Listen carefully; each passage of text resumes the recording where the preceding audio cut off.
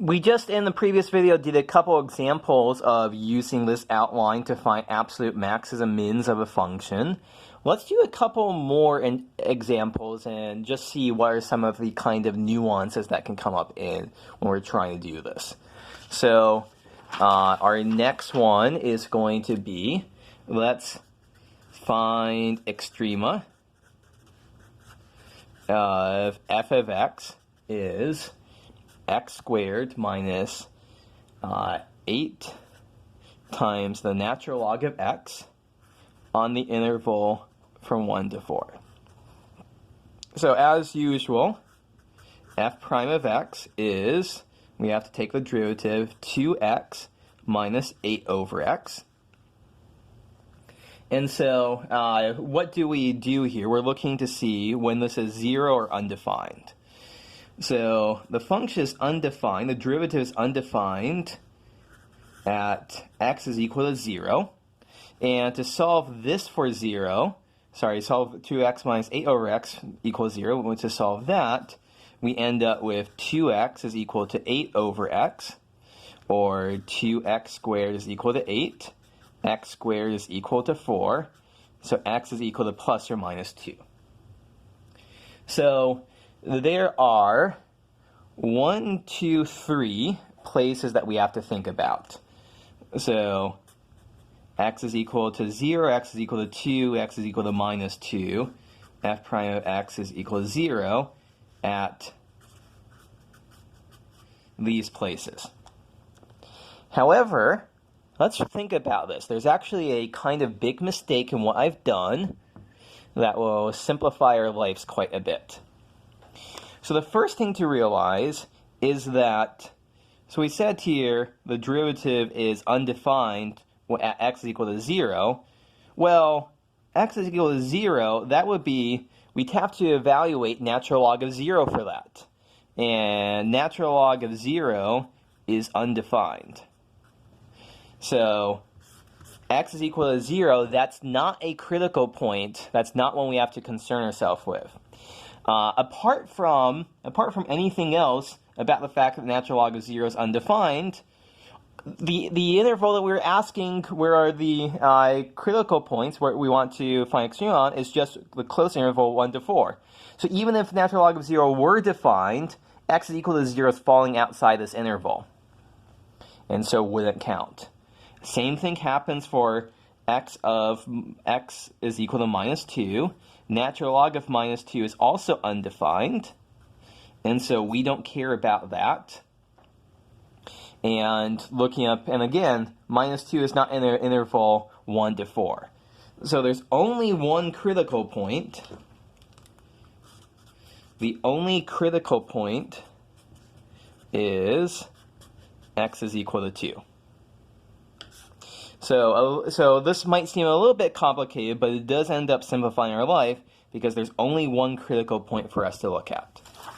So we have to look at our one critical point and our two endpoints and then choose the biggest and smallest values. Let's do that. So we do f of 2 is approximately equal to minus 1.55. F of 1 is equal to 1, and f of 4, our other endpoint, is about 4.9. So smallest value, biggest value, absolute min, absolute max.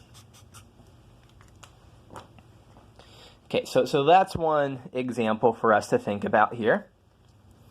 Another example, let's do one that's not on a closed interval. So let's think about s of theta is equal to 240 minus 24 times square root 3 minus cosine theta, all of that over sine theta. So if we draw a picture of what this looks like, so realize that at 0 and at pi, sine theta is 0. We'd be dividing by 0. Things would be going off to infinity here. And so a graph of the function looks kind of like this. And so we can see there's no absolute max, but we could still think about absolute minimum. We could still try to figure out, like, is this where it's at its lowest, and try to figure that out. We can still do that with our calculations.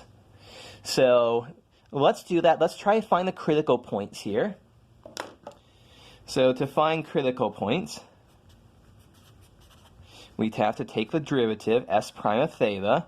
The derivative of 240 is 0. So then we'd have minus 24 times, we'd have to use the quotient rule here, sine squared theta. The numerator would be sine theta times the derivative of this, which would also be sine theta.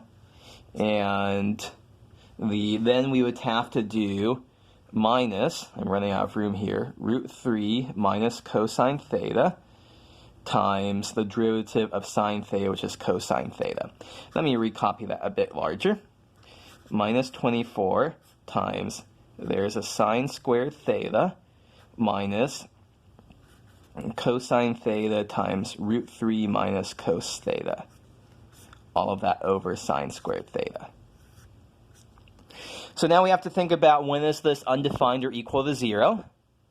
So it's undefined when sine squared theta is equal to 0, but that's exactly when sine theta is equal to 0. We already took care of that. So really, we care about when is s prime of theta equal to 0, which would be sine squared theta minus cosine theta times root 3 minus cosine theta is equal to 0.